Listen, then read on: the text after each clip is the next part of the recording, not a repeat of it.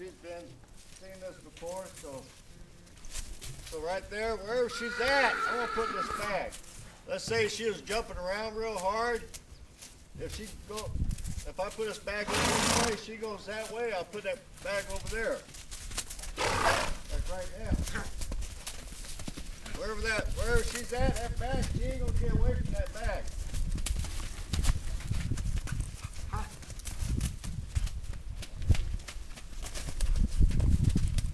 I got control of her head.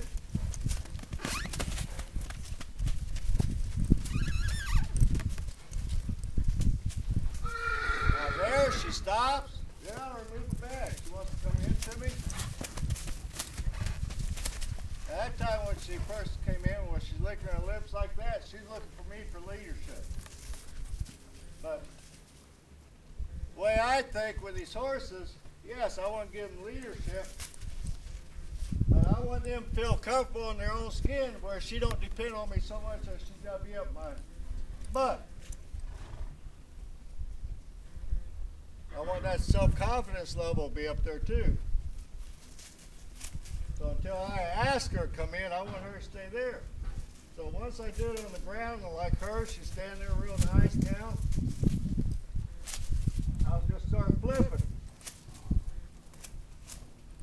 Now, I like to use a longer Reno whip, so that way I can get it over there, and let's say she starts moving, I can keep it there and keep her head bent until she stops.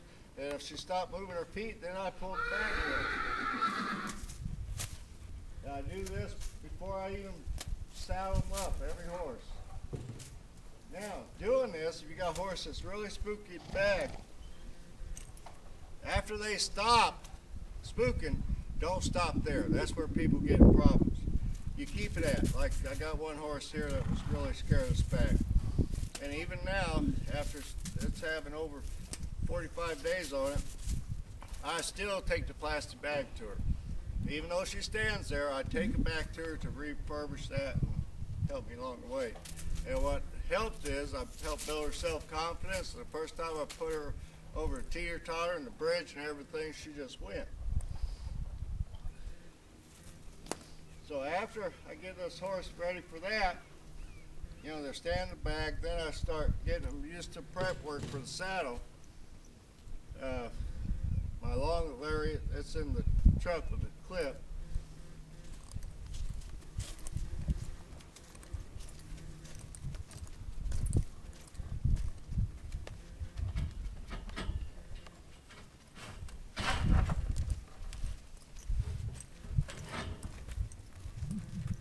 I hate to use my good lariat on it. Number one, I usually have a hard, heavy clip on my other end, so it gives real good. But you know, I want to teach this horse to get used to pressure at the start.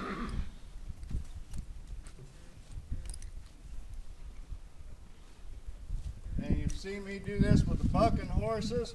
Like I said, all this stuff is what I've done before in the past videos. I'm just going to sort of refine the filming and try to explain it a little bit better.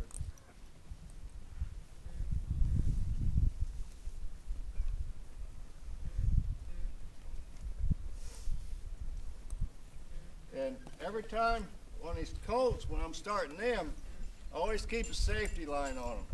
I don't do it in liberty because that's where you get in trouble that first time. If you have a major accident, a saddle turns underneath them or something, you're in trouble.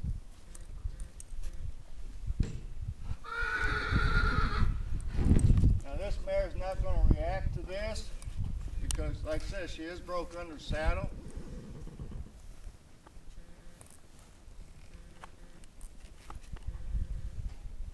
And plus we had a 9 inches rain here the last few days, so it's really too muddy to do this with a green horse anyway. So what I would do, first I wouldn't put no pressure on this rope. I use a 60-foot rope always. Now I ask her to move out. And I'll pull.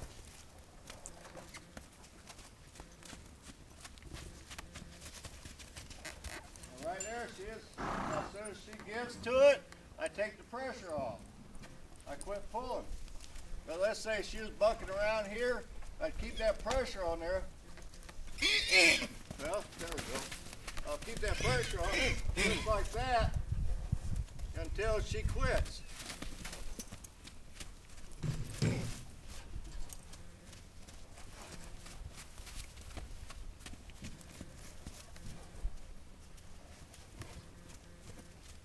So if I get a negative reaction from her, I'm going to hold it until she gives me what I want, and then I release it. That's why I like the heavy clip on the end of it, because as soon as I release it, it's over with. Now how long I do that? I'll do that until I put that rope around them and pull hard at walk, trot, and lope, and I don't get any reaction. And that's when I'll saddle them up, and not before.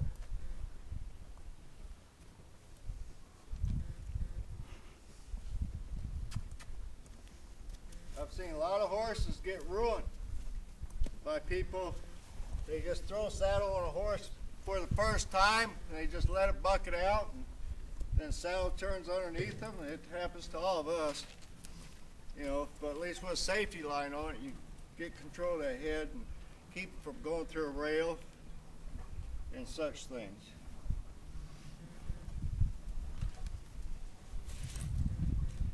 And that's, like I said, I'll go through that until the horse ends in bucking. I'll take that rope up and down behind the elbows, in their flank, and I'll keep doing that until they're not reacting negative to it. And that's when I think about the saddle. Seen them red dots, didn't you? Yeah, like the timer going? Thank Yeah. Just saw that. Back on. You've ran it enough now, you know. Yeah.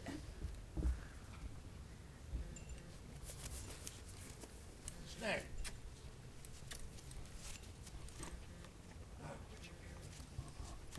Are we on? Okay, now I'm going to introduce the saddle. Normally anymore, I'll be honest with you, a lot of people do it while the horse is standing there. But number one, I got a lot of horses I have to work maybe in a day. And I pretty 90% of the time I'm doing it by myself. So normally what I do anymore is I'll throw my loop around the rail, but I don't tie them up. Use along the leads, so they might move back and forth, but they can't really get away from me. So with this mare, like I said, she has been saddled and ridden. So now, first thing I'm going, of course, we all know this. I'm never on a great horse. I'm not just going to throw the pad.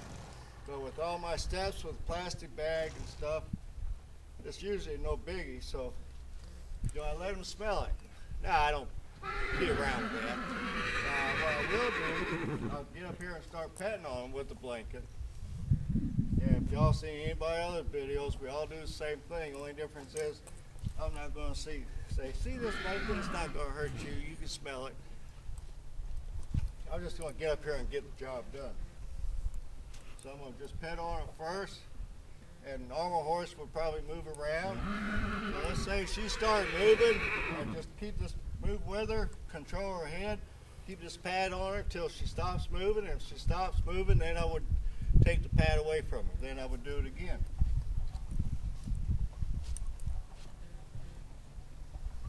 Now, like I said, she has broke the ride. She is witchy because she's gotten by with it. You know, especially these mares. People back off of them when they shouldn't. And you take an intelligent mare like this, you get in trouble.